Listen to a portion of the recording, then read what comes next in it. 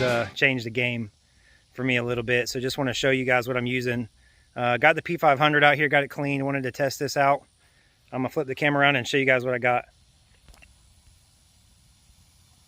All right, I'm using just a 2-gallon pump sprayer, using regular Super Clean, or you can use Zep Purple Degreaser, also works really good, and Tide detergent. I'll put a link in the description below of the mix that I'm using for 2 gallons.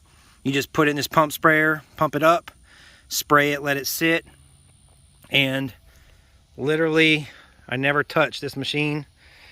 Got the wheels and tires clean, all the plastics, suspension, battery. It literally took me, I don't know, I rinsed it with the water to like get some of the sand off and stuff beforehand, just to make sure everything could get in there a little bit better.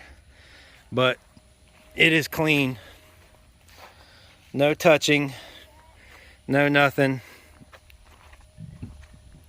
This thing is ready to go. So I'll put the link in the description down below. Just want to show you guys how good it works. I mean, that was wonderful. So super easy.